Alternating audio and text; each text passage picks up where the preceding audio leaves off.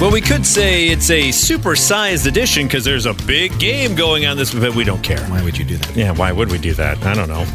That's something they would do on the radio, which is why we're not doing it, because we are not on the radio.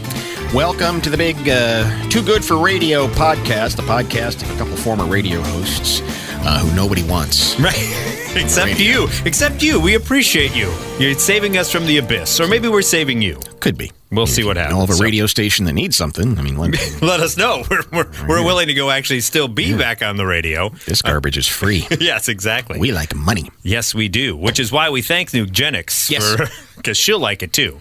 Mostly money. So we begin today. Have you heard of the Borg phenomenon when it comes to drinking? No. Apparently, college kids nowadays are smarter than we were when we were in college. Okay? Because the Borg stands for Blackout Rage Gallon. Jeez. So what they're doing with the Borgs is they're walking around with their own gallon jugs, which is half water. Mm-hmm. They filled up halfway the water, then pour in vodka to top it off, add some caffeinated flavor enhancer, and a powdered electrolyte. And so they just walk around campus, oh my God, downing a gallon of this Borg, the Blackout Rage Gallon, so that they can get blackout drunk, but not be hungover the next day because they're hydrating and they have the electrolyte powder as they go on. Does that work? Apparently so. I have not tried the Borg phenomena. I don't know how many places I can go where I can walk in with my own gallon of whatever and start downing my Borg. But I don't know if I could drink a gallon of anything throughout the night. I mean, and consider that half of that gallon is vodka. Correct. I don't know that any sort of additive is going to counteract that. I love the mixture, the thought process though of like, well thought out. I can caffeinate it so I can stay up longer, right? So I don't have to get that droopy drunk feeling. I put the electrolyte powder in there so I can stay hydrated. It's half water, half vodka, so it's watered down vodka. And so I walk around with my Borg. So here's what they've done. My Borg, bro. Yeah. And glug, glug, glug, glug, glug. It's the old vodka Red Bull. Which did its job of, yes, getting you drunk, but you're wide awake at the same time, which is... Red Bull with any booze is a bad idea. Yeah. Because you wake up drunk as hell at 3 a.m. with your heart pumping, and you think you're dead. Right. And then you start just doing things. But that's later, Mike. That's later. I mean, while you're getting drunk, you're still, exactly. active and alert and everything. But they also apparently have added Pedialyte to it. Yes, the powdered electrolyte. Now, doctors are... I don't know what doctors they went to here, right? Because when I read this sentence, you're going to go, what the hell kind of doctor is down with the Borg? They're okay with this. Because they're saying the shift in habit is a positive sign because you are consuming a drink you mixed and aren't blindly drinking something someone else made, so it's lessening the possibility of someone spiking your cocktail. Oh, what a bunch of garbage that is! Yes! I mean, okay, they're not wrong, but of all the things to say is a positive of this thing, I mean, that's a pretty narrow one. But here's also the thing. If you're Borging out, you're going to get... It's Blackout Rage Gallon, they call it. It's a half gallon of vodka. So what you're saying... yes... Someone might not spike your drink. If you have to drink a half gallon of vodka, at least make your own. Right, exactly. Like if someone, it's so ridiculous. By consuming equal amounts of water and alcohol, along with the added benefit of electrolytes, students are helping to prevent dehydration. The Borg trend has been around for a while. A lot of students do it to get blackout drunk with no hangover because they stay hydrated. The Borg. I mean, I'm not a neuroscientist or anything, but I think anytime you actually black out, you've done some damage to your head, right? Yes. Yeah, it's not great. That's your brain saying, this is too much. We need to shut everything down right now. Now, let me ask you this. Yeah. After this podcast goes to the 4 people that are out there, do you think next month in downtown Springfield, someone will be smart enough to set up a Borg stand for the St. Patrick's Day parade? Get your green Borg here. Get your green Borg. I would love to talk to somebody. I want to see how if this actually plays out as the recipe plays out. I will tell you this. We're going to start a Patreon for a live Borg edition of the podcast where me and you just Borg out while we're out doing the podcast. It's the Borg buddies. Borging it up. Borging it up. Yeah. Borga. We'll see if we can get through a 30-minute podcast all Borged. So, yes.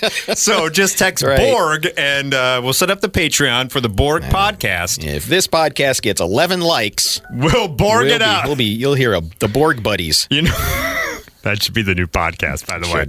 The Borg Buddies. God. So, moving on from the Borg, this kind of is a subset of this. It's a listener's court, so people comment below, please. I don't know if I shared this particular story with you. It involves the byproduct of drinking a bit too much. Okay. It wasn't this past time because I've Being learned. amazingly sexy. Yeah. No. Knowing how to dance better than anybody. No. This is Being funnier than the rest of the room. all in your mind. What other byproducts are there of drinking too much? All in your mind as you do the sprinkler and make ridiculous jokes. No, this is the after effect of a night out drinking. The fact that dehydration sets in, and sometimes a certain bodily function, going to the bathroom, is not in the way you would like. Right? Sometimes you're running there in the middle of the night and you're like, I hope I make it to the toilet. Not the vomination, but the other end. Okay. Now, everyone's heard the George Brett story, I'm sure, right? The George Brett story about shitting his pants. I also had a run-in Chicago at a certain restaurant where I went in the bathroom and someone had done that and then just left the after effects of pants and underwear on the back of the toilet. For somebody else to figure out. Yes, exactly. So we were on our way. We had gone out with some friends around some of the wonderful lounges and bars of Disney World the previous night before. And we had a day scheduled in the park. Woke up in the morning, bubble guts, evacuate, but still don't know if all of it has been, start hammering liquid IV, trying to stay hydrated, get everything. But in the back of my mind was George Brett and Chicago Cut. Okay? That's the bathroom. And so I had the forethought because I wasn't planning, I didn't feel terrible, but I knew we were going to be going on roller coasters and riding some rides. And I knew if in that particular moment something were to go brrr, like when we spin around, I didn't want to be stuck with the possible after effects the rest of the day. So my listener court question is this: was I smart, or is this just someone who is pathetic in life? I packed an extra pair of underpants and shorts in my backpack and brought shit pants into the park just in case something were to go awry, and I would then just be able to discard those quickly into the trash and have fresh ones ready to go. No, I think you're being a good Boy Scout there. Always being prepared, right? I think so. That's what I thought. I don't know that I would have had that forethought, but then again, I don't find myself in the position. I don't go to Disney, and I don't really get myself drunk that much. Now, the interesting part about this is my wife was going through the backpack to get some water bottle. I think there's a possibility I'm going to crap my pants. I don't think I leave the house. Now, I was pretty sure I wouldn't. Okay. But there was in the back of my mind, because I thought I'd gotten, I'm like, I'm being hydrated. I have enough muscle. It's not like I lose all function. Like, I am not drunk at the time, right? Right, I understand. I'm now getting over it. There's this slight bit of like, it's not terrible hangover. But it's overwhelming, Yeah, so... But the part about it was my wife went through my backpack looking for a water bottle and then turned to me with shock and awe of like, why are there underpants and shorts in this backpack? Because I'm a little boy and I might have an accident. And I told her straight up, I'm like, oh, those are my shit pants. And she was like, what? And I was like, well, this morning, wasn't feeling the greatest. Knew we were going to be on this roller coaster. Didn't want to have a situation to where I'm stuck in a restroom and now someone has to go back to the hotel room to get back to everything else. I didn't want to. So I was just like, I brought an extra pair just in case that were to happen. Did she look down at the ring on her left hand and go, why? Why do I do this? Why have I done what? What is going on? Well, yes. What have I gotten myself? This is not where I thought I'd be in life. At first she laughed and then she got despair. It was first like, haha, that's funny. And then it's like, oh God, what did I decide to do? Yeah. So this is my lot in life. So let this be a lesson to you. If you are a little hungover or that's a problem you're having in the morning, but you have something to do, put an extra pair just in case. And maybe she appreciates the preview of what you're going to be like as an old man when she genuinely has to be concerned about you crapping your pants. And know that I'll have the forethought that I was that thoughtful to not put you in the situation of getting a text. Because isn't that better than a text from me if it were to have happened to be like, I'm stuck in the bathroom, poop my pants, could you go back to the hotel, grab my stuff, bring it back through security, try to hand it to me, and then we go from there. Right. I would love it if she would have had to have run to a souvenir store and just got you Mickey Mouse pants that you had to wear with the big buttons on the back. Right. This is all I could find. Here you go. Yeah, walk out. You crap your pants. This is what you have to wear now. Walk out just free balling through Disney with Mickey shorts on. That'd be ridiculous.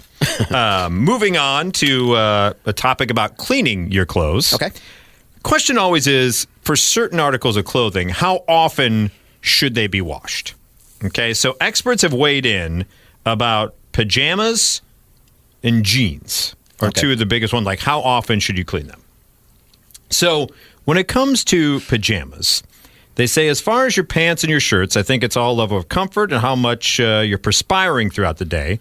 A lot of people wear undershirts. The undershirt should be something to wash, whereas your top shirt, you don't really need to wash. So for me, that's sometimes when I go out, wear a polo shirt, I have undershirt underneath, I don't wash the polo shirt because I just wore it once. What they're saying, though, with pajamas and such is if you don't wear underwear, you need to wash your clothing before wearing it again since it came in contact with your genital area. And I believe that is correct. Yeah, okay, I'll buy that. Pajamas a little bit weird, though. Like, I think you could probably wear PJ bottoms a couple times or for a week if you're not wearing underwear underneath those, per se. I don't think you need to wash those after one wear to bed at night. I don't think you do. Because you shouldn't be. Here's the thing, too, folks. Before you go to your Walmarts, put on real pants. Yeah, that's an interesting sidebar. But yeah, you're right. I don't know, man. I don't have pajamas, so I guess I don't think too much about it. I have sweatpants or something. Right, like exactly. That. But you don't wear your sweatpants to bed one night and then the next day wash them or go, well, can't wear these to bed again. No, I don't. No. Yeah, that's the thing. I think we probably wash our clothes a lot more than we probably have to. I believe you're right. Because when you really think about it, I'm not talking about under things. No, but those, those are once and done. I mean, God, 70% of us, we're just like in an office walking around doing nothing. It's not like we're sweat and grease and gross. It's like your clothes didn't get dirty today. I think we all, to your point, we all know when things are gross and when things are okay, right? I'm not going to go work out somewhere and go, oh, I'll put that shirt on again tomorrow. No, you're not going to do that. Well, so what's the story with jeans, though? That one's always been an interesting conversation. Yes. So they say... what's the deal? Are you supposed to put them in the freezer or something? I don't know about that part. Although I have heard that before. There was something about there was that. Whether and how often to wash jeans can be a hot topic, as I say. Hey, hot takes. Since many people want to maintain the integrity of the fabric, which is usually stiffer and more durable than others, if jeans aren't sweaty, dirty, or stained, they don't have to be washed often, says an expert. I personally don't wash my jeans. They recommended washing jeans monthly, but acknowledge it depends on your lifestyle and environment. If someone were to tell me that they were wearing their jeans for months on end and not washing them, and they hadn't had any problems with their skin or problems with odor, I wouldn't see any problem at all. Thank you, because I get in trouble sometimes from my wife and others saying, you haven't washed your jeans in 2 months? And I go, are there any stains on there? Have you ever sat around a table with me and gone, oh my God, what's that smell? I mean, no, because when I'm wearing jeans, I'm not working out. I don't go for runs in jeans. All I do is walk around places. Yeah. And that's probably true with most clothes. I'm seeing an article now pop up saying that the whole putting jeans in the freezer does not work. Oh. Okay, so we're here to tell you. That does not work. But at the end of the day, what they say is the most important thing to ask yourself when it comes to washing your clothes and everything else is, does it smell? Yeah, okay. If it smells, wash it. Or do you have a skin condition? Is it visibly dirty? Is it sweaty? Did I wear underwear with this? Those are the questions, and then move on to how often you wash it. But I feel, I feel vindicated? I feel vindicated, and that the fact that I don't wash my jeans every month, I'm doing okay for myself. Man, you got to wear underwear with jeans, don't you? Who does? Yeah, I never understood. Yikes. Sans shorts around your house or pajama bottoms or whatever thing you wear to bed, how people go under, especially men, maybe women, skirts or whatever, if they want to and they feel freer that way, God bless them. But I don't understand any man who walks around without pants in public with no with pants on, I should say, in public, with no underpants underneath as a level in between. Yeah, it's fraught with peril, right? There's things rubbing around and moving, and I don't think women appreciate how much how difficult it is. Well, it moves more than I think you realize it does. It's always shifting. It's never where I left it. No, it never is. And also... Hey, wait a minute. What are you doing over there now? Get into this pocket. And societally, we're not supposed to just grab it and move it back to where it was. You got to do something. So inevitably, next time, ladies, you see a guy looking like he's stretching, that's just him trying to get it back to where it was without grabbing it to put it back to where it was when he's walking around. Yeah. So, it's still a mystery to me. I have no idea what's going on. We now move on to Am I an A-hole here on the Too Good for Radio podcast. This comes to us from Reddit. And remember, we do specify in sex and poo talk. We already covered poo. We got another poo story coming up. We do. But this one involves parents in the hibbity-dibbity. Okay. It starts out. Growing up, my parents were very sex positive, which is great for them and my siblings. For me, not so much. I'm an introvert, and I prefer to keep my private life, private. Think Sheldon Cooper with less raw sex appeal. Somehow, I managed to meet a woman who loves me, and we started a relationship in university, so this comes from across the pond. And when I brought her home to meet my parents, they were all over themselves, saying how they were cool with us sharing a bed in their house. We hadn't been together yet. I was mortified, and my girlfriend at the time couldn't stop blushing. We stayed in my room, but just for sleep. Interesting. We've been married for a few years now, and we're comfortable with each other, and our intimate life is healthy for us. We just had our first child, and my parents asked if they could visit to meet their grandbaby. And we said sure. The first night, though, was terrible. The bed in the guest bedroom isn't even up against a shared wall, and we could hear everything. Oh, no. I don't want to hear everything. I don't want to hear anything. Right. My wife thinks I'm being ridiculous and that it's lovely that a married couple in their 50s still has that attraction and energy. I talked to them in the morning before I left for work and asked if they could please not do that in my home. Or if they could at least do it when I'm not around. They said I'm being prideful and that it isn't how they raised me, or prudish, I should say, and that's how they raised me. I said I was allowed to feel how I did in my own home, so I said if they want to do that, they can stay at a hotel or do it when I'm at work. Good for him. They're staying with my brother now who lives in the same city as I do. He called me up to say I was being a dick for imposing rules on my parents that they didn't have for us. Remember? Yeah, I can hear him all the time, and I love it. It's awesome. You know, it used to be... I don't know what you're complaining about. I can't believe the noises Dad makes. That's great. But you know what? I've never slept as well as I have in 20 years because I remember those sounds when I was a kid. It brought me back to the good old days. Paying $9.95 a month for the Cinemax, and I got it right next door to me. That's great. What's wrong? What are you complaining about? In fact, I opened an OnlyFans up. But parents don't even know.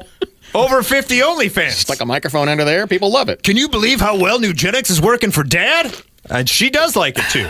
I told him to mind his own business. Now my sisters are calling me for the same reason. Gosh. I'm thinking of blocking all of them.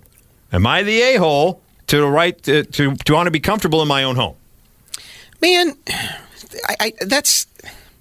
Do you want to be heard when you're in that romantic moment? No one wants to be heard. Can you not just hang on for a couple of days and just, wait till you're in the privacy? I mean, if you got it, whatever. But they don't have to hang on, but do you have to be... And here's the thing. He wasn't saying don't do it at all under my roof. Right. Just do it when I'm not around. I'm going to work right now. Mm-hmm. You now have an 8-hour window to go ahead and bang away whatever you want to do. And when I get back home... I don't, because does anyone want, here's the thing.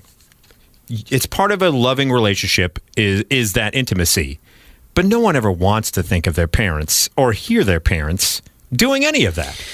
We all want to feel like we're immaculately conceived, but we all know how we got here, but we don't need to hear that, how we got here. And it's like when you're in a hotel and, the upstairs or the room next door or something, you go, okay, here we go. You look at your watch. It's like, are you done yet? It's just, I don't know, man. Again, it's not being prudish. It's like, I don't need that. That's your thing. That's your private thing that you're doing there. It doesn't need to come into other people's rooms. Yeah, you can enjoy, I don't know. There's back and forth. Like, you can enjoy it without being overly exuberant, I guess. If you want to be overly exuberant, do it in your own home on your own time. Mm-hmm. I don't think this guy's being too much of a dick. I don't think so. Like it's weird for his brother to be like, "How dare you suppress mom and dad's love noises?" Yeah, fine. You didn't have to replace the drywall from them banging up against the headboard. I love how he prefaced it too of like, "There's not even a shared wall." God almighty. Like shared wall, you can kind of understand because the springs or whatever may happen. But he's like, "I've heard everything." Jeez, what did his parents former porn stars or something? Yeah, who goes that exuberant that often? Yeah. I mean, I understand that you enjoy it, but come on. Yeah. So I think you can probably control your either vocalizations or, again, yeah, I shouldn't, pieces of the ceiling shouldn't be falling from the chandelier shouldn't be moving. You mentioned the hotel, though, right? Yeah. And the stopwatch. Has there ever been the false finish or the people that are self-conscious about maybe making noise where it go and then they're like, it like slowly builds up and you're like, okay, wow, that would, and then it like go, and then like stop, like it's like they're playing red light, green light of like the person one of the people that is involved in that that's like, we're making too much noise. Right. Everybody shift. Yeah. Okay. Back to the other way. So, but yeah, no, I don't feel like this guy's being an a-hole at all. I mean, it's his house. Good for him for being able. I don't think I could have even said it to your parents. Could you imagine? No, not at all. I mean, even if like a friend's sleeping over or something, you'd be like, "Hey, can you guys just take it easy?" I don't think I'd be able to actually say, "Wow, I was listening to that whole episode last night." I don't know. First of all, awesome, but secondly, can you just I don't know if you lead with, "I was listening to that all last night," and boy, could you teach me some pointers? Yeah. No, I mean, I think with a friend, I probably could mention it, but if it was just the first one-time thing, okay. But if it happened a couple nights in a row, maybe then you say something. Mm-hmm. But the fact that it was the first night and then he had to immediately go to that, I don't know. There's a lot of interesting areas covered in that particular house. MIA He doesn't home. want to hear crazy parent porn. He doesn't need to hear that. By the way, that's a new category. The Borg buddies and crazy parent porn. And crazy parent porn? Yeah, exactly. So moving on, speaking of movements, yes, yeah, there is a new technology for if your movements aren't regular. See what we did right there? Yeah, that was awesome. That was very belabored. Yeah, so nobody likes being backed up. Just uncomfortable and all bloated. Well, there's now a pill called Vibrant. That you Vibrant, can take, you say? And it's called Vibrant because it vibrates. What? So there's no drugs in this pill. There's no okay. So I'm taking a pill. A pill that vibrates. It gets in there and it gets down into the piping and starts going. Does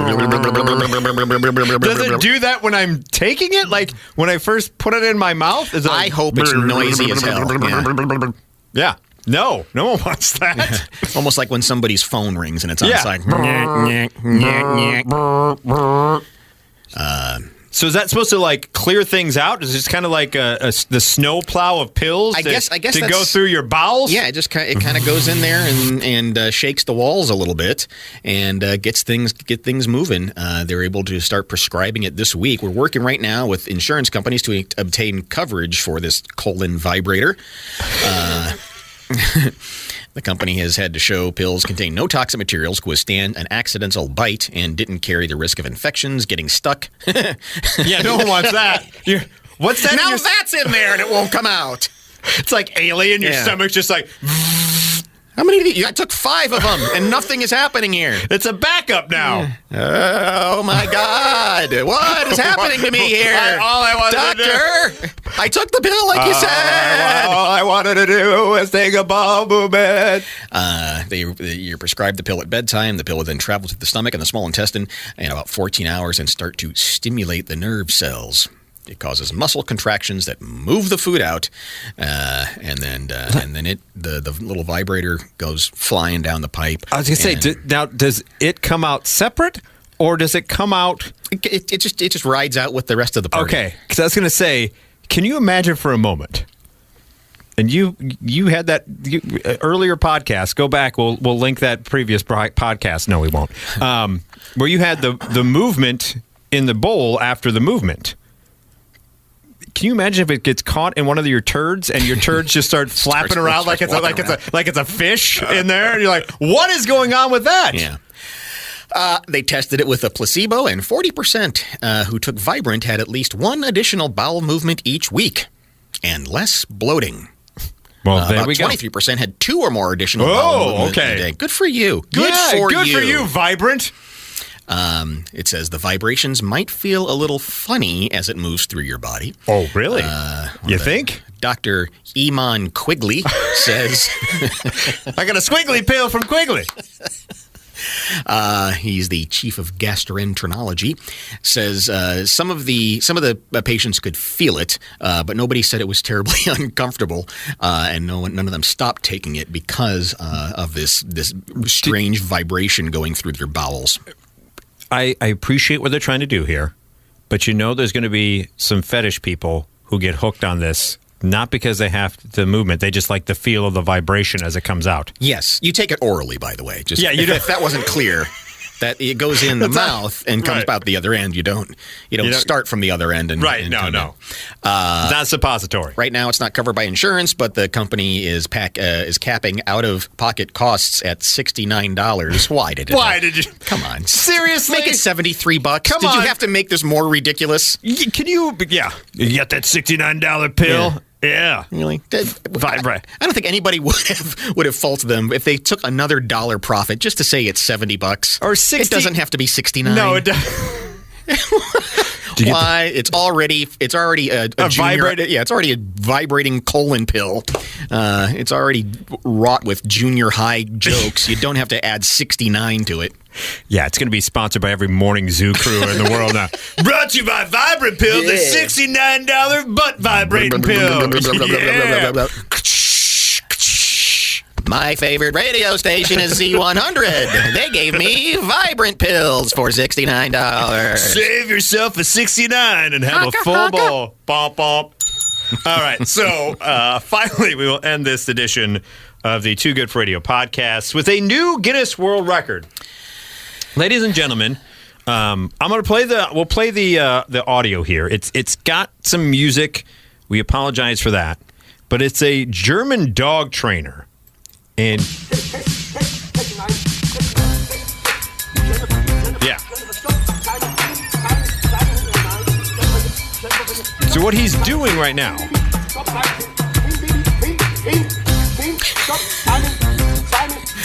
Doesn't matter what Germans say, they always sound angry. So that's what I was going to say. What his Guinness World Record is, if you'd like to share with people, Johnny, you have the man's name in front of you. He has, this is veteran trainer Wolfgang Laurenberger. Wolfgang. And he has now broken the world record for the longest dog conga line. 14 dogs in a line. The previous record was set by his own daughter. What a dick! Yeah, so he broke his daughter's record. The previous record was 9 dogs in a row, and he was able to get 15. So, and here is him barking out commands. They're dogs of various sizes, but you're right.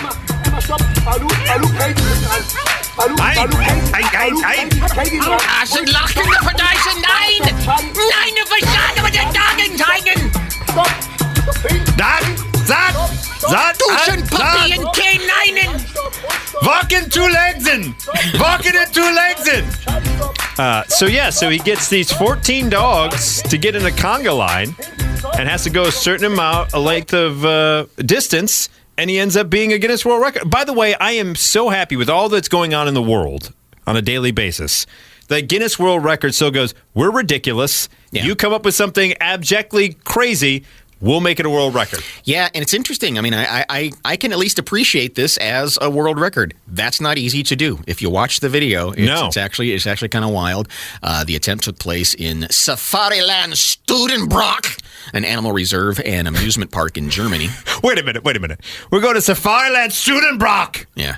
Watch the dogs dance! Bring your Scheisen pants. We're going to...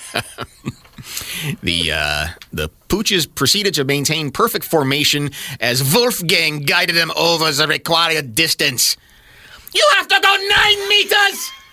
Not one less! This will not be a puppy chow treat for you! Do not let me put the vibrating pill! The names of the dogs: Emma, Fial, Finn, Simon, Susie, Maya, Ulf, Speck, Bibi, Katie, Jennifer, Elvis, Charlie, Kathy are the names of the dogs. I love how that's probably how he screams them out as well. It's not the only world record that this guy has, and his daughter. I guess they have all kinds of dog training world records. They hold the world record for most rotations by a dog on its hind legs.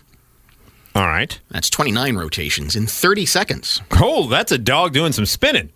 Fastest time to complete 10 meters on hind legs by a dog. They do a lot of dogs on hind leg stuff. 10 meters in 2.83 seconds. Could you do that? I don't know if I could do that. I'm a human. Yeah. Most spins by a dog. Okay. Maya went around 49 times. 49! 9! Most rollovers by a dog in 1 minute. 0 over! How many rollovers do you think a dog can pull off in 1 minute? I'm going to say 47. 62. Good Lord! That's more than one a second. Roll again! Roll again! Again! Yes. Fastest 5 meters backwards by a dog. On 2 legs or just walking? Just walking. Oh, okay. Yeah, 2.3 seconds. But there's a lot of dog records I didn't realize. And then finally, his most recent one, most dogs in a conga line, 14 dogs. Because when I think of lined up. When I think of conga lines, I think of the Germans. You to get into a line. Line! German, Maya! March! March! March! Now kick. March! March! March! Now kick. Oh, Wolfgang. Even a cute story about a dog conga line sounds terrible coming out of the mouth of a German. You will obey! Or you get the pill. Oh, we put a vibrating colon pill in your next dog treat. Then you will comply. We will kibble your bits with the vibrating pill. And that, ladies and gentlemen. Settle down, Germans. Please. That'll do it for us on the Too Good for Radio podcast. If you learn nothing else this weekend, enjoy a Borg, get some shit pants, and know that there's conga lining dogs out there to make your day better. Salute.